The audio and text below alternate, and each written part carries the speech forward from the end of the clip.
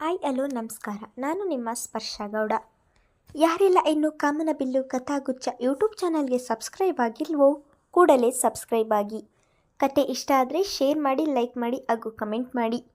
ನಾನು ಇವತ್ತು ಹೇಳ್ತಿರೋ ಕತೆ ನೀ ಹಚ್ಚಿದ ಕುಂಕುಮ ಭಾಗ 6. ಈ ಕಥೆಯ ಲೇಖಕರು ಚೈತ್ರ ಭಟ್. ಅಪ್ಪ, ನನ್ನ ಬಿಟ್ಟು ಎಲ್ಲೂ ಹೋಗಬೇಡ ಪ್ಲೀಸ್.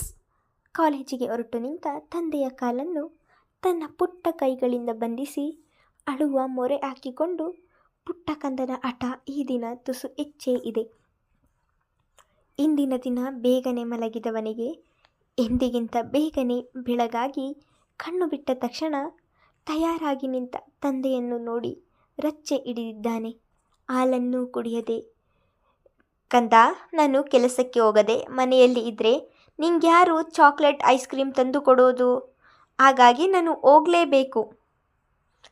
ಚಿಕ್ಕು ನನಗೆ ಐಸ್ ಕ್ರೀಮ್ ಕೊಡ್ತಾರೆ, ತಾತ ಕರ್ಕೊಂಡು ಹೋಗ್ತಾರೆ, ದೋಸೆ ತಿನ್ನಿಸ್ತಾರೆ, ಸ್ನಾನ ಮಾಡಿಸ್ತಾರೆ. ಆದರೆ ನೀನು ಇದ್ಯಾವುದೂ ಮಾಡಲ್ಲ. ನೀನು ಮನೆಯಲ್ಲೇ ಇರು. ಪಪ್ಪ, ನನಗೆ ಒಬ್ಬನಿಗೆ ಬೋರ್ ಆಗುತ್ತೆ ಗೊತ್ತಾ? ಆಟ ಆಡೋಕ್ಕೆ ಯಾರೂ ಇಲ್ಲ. ನನಗೆ ನೀನು ಬೇಕು. ತಂದೆಯನ್ನು ಬಿಡುವಂತೆ ಕಾಣಲಿಲ್ಲ. ಅಪ್ಪ ಅಮ್ಮನ ಮುಖ ನೋಡಿ ಏನಾದರೂ ಹೇಳಿ ಸಂಭಾಳಿಸಿ ಎನ್ನುವಂತೆ, ನಾನು ಬರಲ್ವೇನೋ ನಿನ್ನ ಜೊತೆ ಆಡೋಕೆ? ಸುಳ್ಳು ಹೇಳ್ತೀಯ ನೀನು? ಅಜ್ಜಿ ನಿನ್ನನ್ನು ಪಾರ್ಕಿಗೆ ಕರ್ಕೊಂಡು ಹೋಗಲ್ವಾ? ನನ್ನ ಬಂಗಾರ, ಇವತ್ತು ಬೇಗ ಪಾರ್ಕಿಗೆ ಹೋಗೋಣ ಆಯಿತಾ? ನಿನಗೆ ಹೊಸ ಟಾಯ್ಸ್ ಕೊಡಿಸ್ತೀನಿ. ವಿಶ್ವಕರ್ಮ ಮೊಮ್ಮಗನನ್ನು ಸಮಾಧಾನ ಮಾಡಲು ಪ್ರಯತ್ನಿಸಿದರು. ಇಲ್ಲ, ಪಪ್ಪ ಇರಬೇಕು ನನ್ನ ಜೊತೆ ಅಮ್ಮನೂ ಇಲ್ಲ. ಜೋರಾಗಿ ಅಳಲು ಶುರು ಮಾಡಿದ. ನೋಡಿದ್ಯ ಮಗು, ಈ ಪುಟ್ಟ ಕಂದನಿಗೆ ತಾಯಿಯ ಕೊರತೆ ಕಾಣ್ತಾ ಇದೆ. ತಂದೆ ತಾಯಿಯ ಸ್ಥಾನವನ್ನು ತುಂಬಬಹುದು ಎಂಬ ಭ್ರಮೆ ಬಿಡು. ತಂದೆ ತಾಯಿ ಆಗೋಕ್ಕಾಗಲ್ಲ. ಈಗಲಾದರೂ ಮನಸ್ಸನ್ನು ಬದಲಾಯಿಸಿಕೊ. ಸಿಕ್ಕ ಅವಕಾಶ ಬಳಸಿಕೊಂಡರು ಸರಿತ.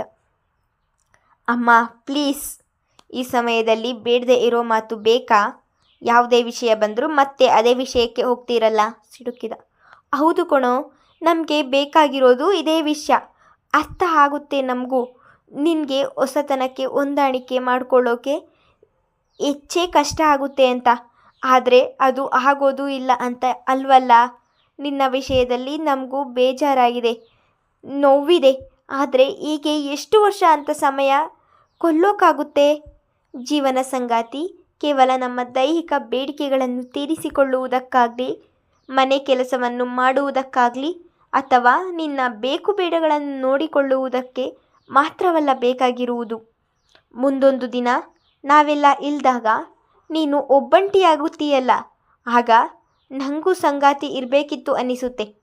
ಮನದ ಭಾವನೆಗಳನ್ನು ಸಂಪೂರ್ಣವಾಗಿ ಹೇಳಿಕೊಳ್ಳಲು ಸಾಧ್ಯವಾಗುವುದು ಆತ್ಮೀಯ ಸ್ನೇಹಿತರನ್ನು ಬಿಟ್ಟರೆ ಸಂಗಾತಿಯ ಜೊತೆ ಮಾತ್ರ. ಹೆಚ್ಚಾಗಿ ವಯಸ್ಸಾದ ಮೇಲೆ ಮಾನಸಿಕ ಆಸರೆ ಬೇಕಾಗುತ್ತೆ ಕಣೋ. ಆರ್ಯನಿಗೂ ಅಮ್ಮ ಬೇಕು ಎಂಬ ಹಂಬಲ ಎಷ್ಟಿದೆ ಗೊತ್ತಾ? ನಿನಗಾಗಿ ಅಲ್ಲದೆ ಇದ್ರೂ ಮಗನಿಗಾಗಿ ಆದರೂ ಒಪ್ಕೋ.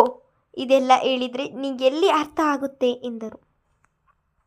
ಅಮ್ಮ ಹೇಗೆ ಒಪ್ಪಿಕೊಳ್ಳಲಿ? ಯಾವ ಹೆಣ್ಣೆ ಆದ್ರೂ ಆರ್ಯನಿಗೆ ತಾಯಿಯಾಗಿ ಮಾತ್ರ ಬರಲ್ಲ, ನನಗೆ ಹೆಂಡತಿಯಾಗಿಯೂ ಬರ್ತಾಳೆ ಅನ್ನೋದು ನಿಜ ತಾನೇ? ಆ ಹೆಣ್ಣಿನ ಮನಸ್ಸಲ್ಲಿ ಅದೆಷ್ಟು ಆಸೆಗಳು ಬಯಕೆಗಳು ಇರುತ್ತವೆ ಏನೋ. ಆದರೆ ನನ್ನ ಮನದಲ್ಲಿ ಯಾವ ಬಯಕೆಗಳು ಉಳಿದಿಲ್ಲ ಅಮ್ಮ. ಅರ್ಥ ಮಾಡ್ಕೊಳ್ಳಿ. ನನ್ನಿಂದ ಒಂದು ಹೆಣ್ಣಿಗೆ ನಿರಾಸೆಯಾದರೆ ಅದನ್ನು ನೀವು ಒಪ್ತೀರಾ ಎಂದಾತ ಮತ್ತೆ ಆ ಬಗ್ಗೆ ಮಾತು ಮುಂದುವರಿಸದೆ ಮಗನನ್ನು ಓಲೈಸುವುದರಲ್ಲಿ ನಿರತನಾದ. ಅದೇ ಸಮಯಕ್ಕೆ ಪುರಂದರರು ಬಂದವರು ಮಗುವನ್ನು ಎತ್ತಿಕೊಂಡರು. ಪಾಪು, ಅಜ್ಜಿ ನಿನಗಾಗಿ ಹೋಳಿಗೆ ಕೊಟ್ಟಿದ್ದಾರೆ, ಖರ್ಜೂರದ್ದು ಎಂದು ತಿಂಡಿ ಡಬ್ಬಿಯನ್ನು ಪುಟ್ಟನ ಕೈಯಲ್ಲಿ ಇಟ್ಟರೆ ಆತನ ಇಷ್ಟು ಸಮಯದ ದುಃಖವೆಲ್ಲ ಕರಗಿ ನವಿರಾದ ನಗು ಆವರಿಸಿತು. ಸಿಹಿ ಎಂದರೆ ಬಹಳ ಇಷ್ಟ ಅವನಿಗೆ. ಅಜ್ಜಿ ಶಾಸ್ತ್ರಿ, ಅಜ್ಜ ಹೋಳಿಗೆ ತಂದ್ರು, ತುಪ್ಪ ಹಾಕಿ ಕೊಡು. ಥ್ಯಾಂಕ್ ಯು ಅಜ್ಜ ಎಂದು ಅಡಿಗೆ ಮನೆಗೆ ಹೋದವ ತನ್ನೆಲ್ಲ ನೋವು ಮರೆತು ಬ್ಯಾಟಿಂಗ್ ಶುರು ಮಾಡಿದ್ದ. ಮಕ್ಕಳ ಮನಸ್ಸು ಹಾಗೆ. ಕೆಲವೊಮ್ಮೆ ಯಾವುದೋ ವಿಷಯಕ್ಕೆ ರೊಚ್ಚಿಗೆದ್ದು ಹಠ ಹಿಡಿದು ಕುಳಿತರೆ ಮತ್ತೊಂದು ಕ್ಷಣ ಎಲ್ಲವನ್ನು ಮರೆತು ಆಯಾಗಿರುವ ವಿಶೇಷ ಶಕ್ತಿ ಭಗವಂತ ಮಗುವಿಗೆ ನೀಡಿದ್ದಾನೆ. ದೊಡ್ಡವರಿಗೂ ಹಾಗೆಯೇ ಇದ್ದಿದ್ದರೆ ಮಕ್ಕಳಾಗಿ ಇದ್ದಿದ್ದರೆ ಚೆನ್ನಿತ್ತು. ಆದರೂ ಆ ಮುಗ್ಧತೆ ವಯಸ್ಸು ಏರಿದಂತೆ ಮಾಯವಾಗ್ತದೆ. ನಿಟ್ಟುಸಿರು ದಬ್ಬಿದ ಪರಾಶರ. ಏನು ಪುರಂದರ, ಬೆಳಗ್ಗೆ ಬೆಳಗ್ಗೆ ಬಂದಿದ್ದೀಯಾ? ಬಂದಿದ್ದು ಒಳ್ಳೆಯದಾಯ್ತು ನೋಡು. ಇವತ್ತು ನಮ್ಮ ಮನೆಯಲ್ಲಿ ನಿನ್ನಿಷ್ಟದ ಒತ್ತು ಶಾವಿಗೆ ಎಂದರು ಆತ್ಮೀಯತೆಯಿಂದ ನಿತ್ಯಾನಂದರು. ಅಕ್ಕಪಕ್ಕದ ಮನೆಯವರ ನಡುವೆ ಕೊಟ್ಟು ತೆಗೆದುಕೊಳ್ಳುವುದು ಸಾಮಾನ್ಯವಾಗಿತ್ತು. ನಿತ್ಯಾನಂದರ ತೋಟವನ್ನು ದಾಟಿ 500 ಮೀಟರ್ ನಡೆದರೆ ಪುರಂದರರ ಮನೆ. ಹಾಗಾಗಿಯೇ ವಿಶ್ವಕರ್ಮ ಹಾಗೂ ಪುರಂದರ ಆತ್ಮೀಯ ಗೆಳೆಯರು. ಅಷ್ಟೇ ಆತ್ಮೀಯರು ಎಂದರೆ ಸರಿತಾ ಹಾಗೂ ಪುರಂದರರ ಹೆಂಡತಿ ಪಾರ್ವತಿ. ಪುರಂದರರ ಮಗ ಪರಾಶರನ ವಯಸ್ಸಿನವ. 5 ವರ್ಷದ ಹಿಂದೆ ಜೇನು ಕೀಳಲು ಹೋಗಿ ಜೇನು ಹುಳು ಇಡೀ ಮೈಗೆ ಕಚ್ಚಿ ಆ ನೋವು ತಾಳಲಾರದೆ ಹಾರ್ಟ್ ಅಟ್ಯಾಕ್ ಆಗಿ ಸಾವನ್ನಪ್ಪಿದ್ದ.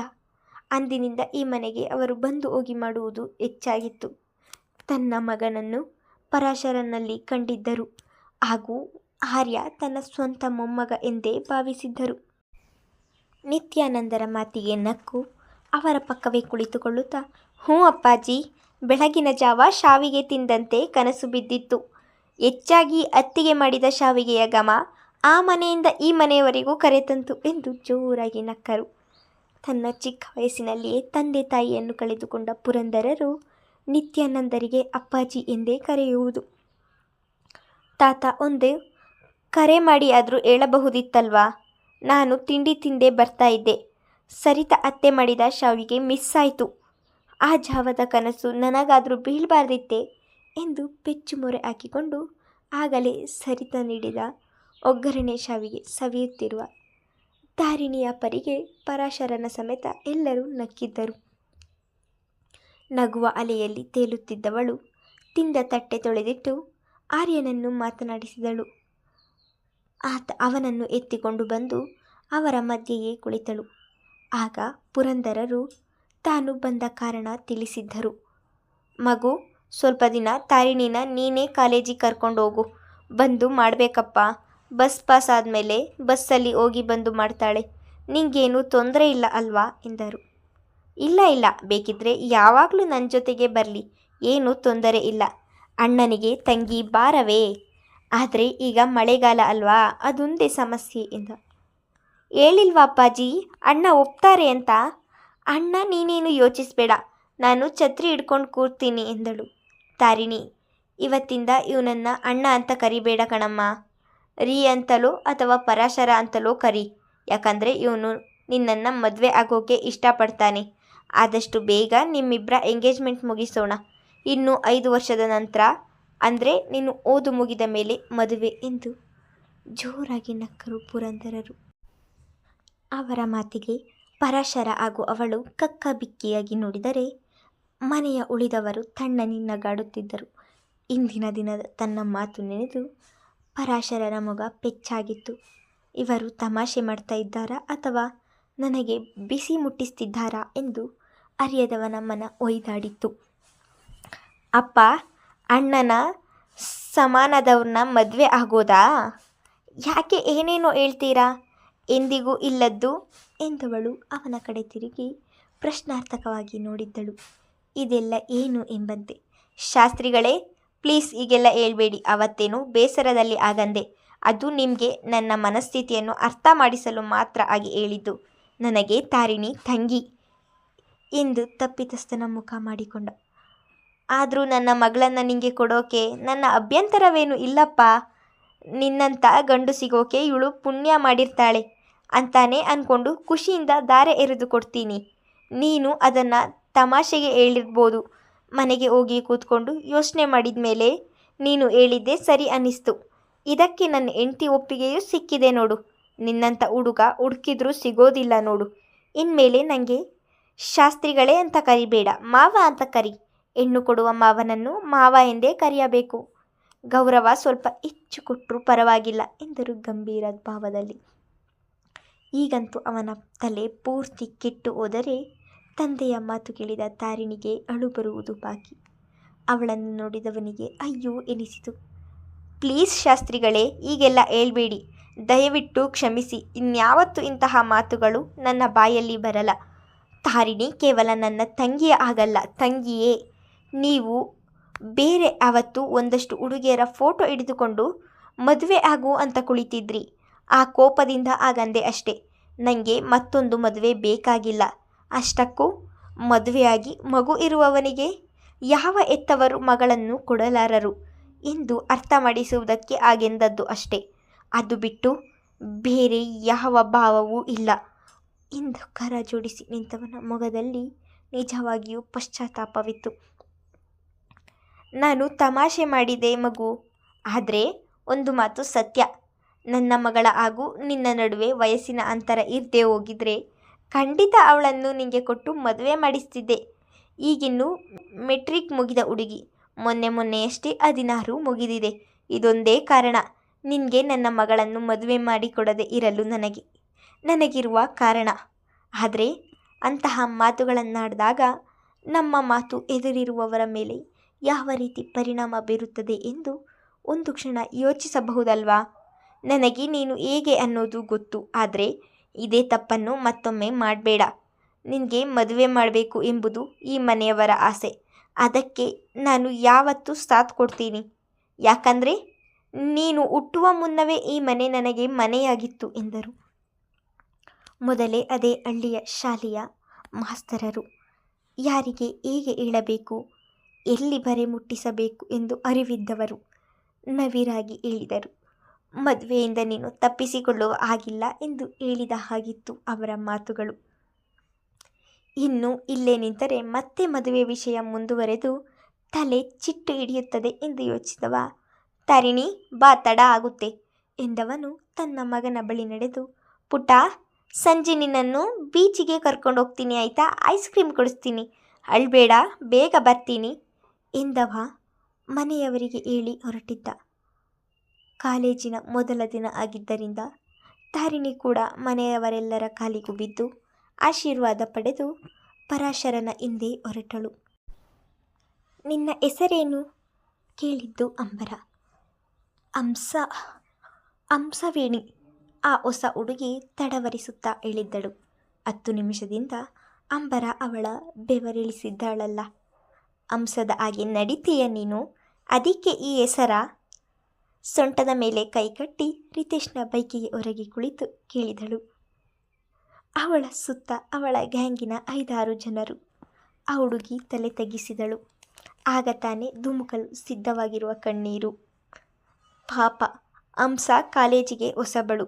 ಮೊದಲನೇ ವರ್ಷದ PUC ಕಾಮರ್ಸ್ ವಿದ್ಯಾರ್ಥಿನಿ. ಅವಳ ಹಣೆಬರಹಕ್ಕೆ ಮೊದಲ ದಿನವೇ ಅಂಬರ ಕೈಯಲ್ಲಿ ಸಿಕ್ಕಿ ಹಾಕಿಕೊಂಡಿದ್ದಳು. ಅಷ್ಟಕ್ಕೂ ಕಾಲೇಜಿನಲ್ಲಿ ಇದೆಲ್ಲ ಕಾಮನ್. ಕಾಮರ್ಸ್ ಡಿಪಾರ್ಟ್ಮೆಂಟ್ ಕಡೆಗೆ ಹೋಗುವ ಬದಲು ಪದವಿ ಡಿಪಾರ್ಟ್ಮೆಂಟ್ ಕಡೆಗೆ ಬಂದು ಸಿಕ್ಕಿಕೊಂಡಿದ್ದಳು. ಏಳೆ, ಹಂಸದ ಹಾಗೆ ನಡೀತೀಯಾ ಎಂದಾಗ ಅವಳು ಇಲ್ಲ ಎಂಬಂತೆ ತಲೆ ಆಡಿಸಿದ್ದಳು.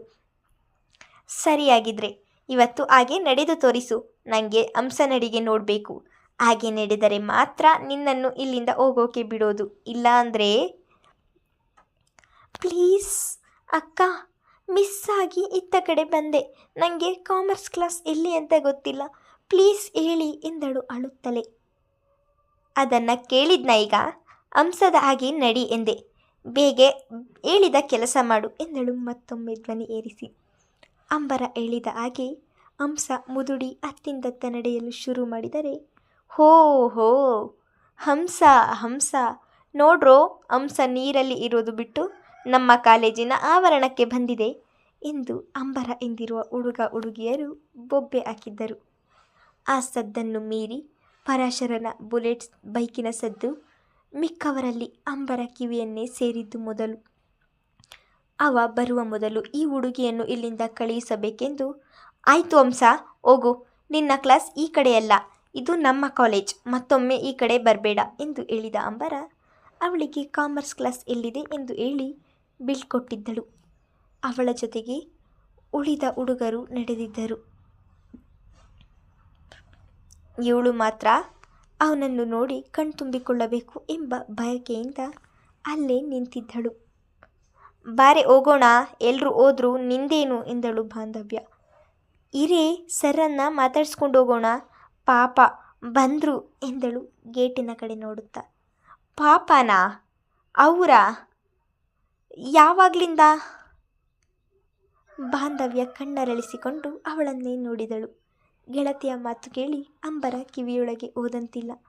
ಆಗಲೇ ಸದ್ದು ಮತ್ತಷ್ಟು ಹತ್ತಿರವಾಗಿತ್ತು. ಗೇಟಿನ ಕಡೆ ನೋಡುತ್ತಿದ್ದವಳ ಕಂಗಳು ಅವನನ್ನು ನೋಡಿ ಅರಳಿದರು. ಅವನ ಹಿಂದೆ ಭುಜ ಬಳಸಿ ಕುಳಿತ ಹುಡುಗಿಯನ್ನು ನೋಡಿ ಕಿಡಿಕಾರಿದ್ದವು. ಇವಳ್ಯಾರು? ನನ್ನ ಶೋನಾನ ಬಳಸಿ ಕುಳಿತವಳು.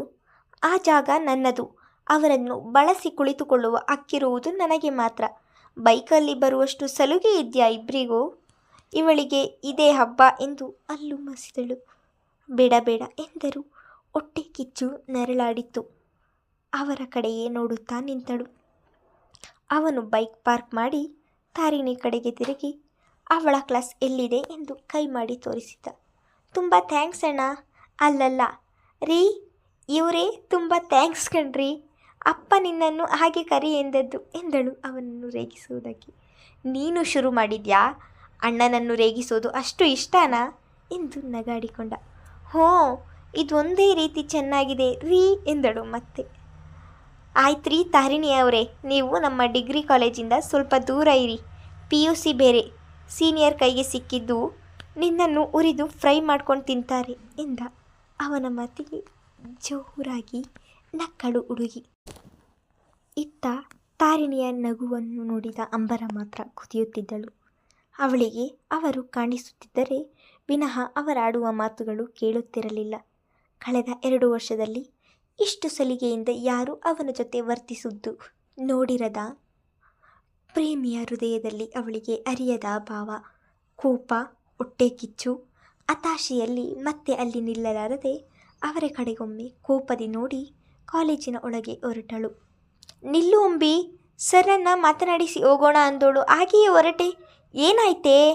ಅವಳ ಹಿಂದೆಯೇ ಬರುತ್ತಾ ಕೇಳಿದಳು ಬಾಂಧವ್ಯ.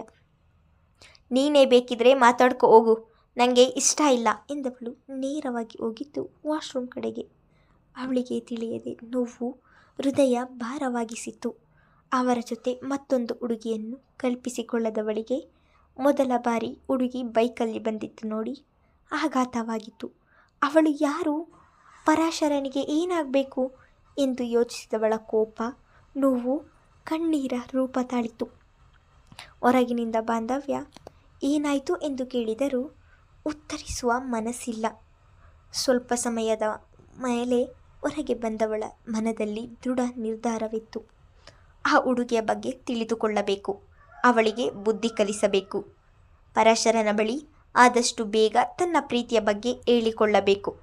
ಇಂಥದ್ದೇ ಯೋಚನೆಯಿಂದ ಹೊರಬಂದವಳು ಈಗ ನಿರಾಳಳಾಗಿದ್ದಳು. ಮುಂದುವರೆಯುವುದು. ಹಾಗಾದರೆ ಹಂಸಳಂತೆ ಮುಂದಿನ ಬಲಿಪಶು ತಾರಿಣಿನ? ಅಂಬರ ಮುಂದೆ ಏನು ಮಾಡಬಹುದು ಎಂದು ಮುಂದಿನ ಸಂಚಿಕೆಯಲ್ಲಿ ತಿಳಿದುಕೊಳ್ಳೋಣ. ಧನ್ಯವಾದಗಳು.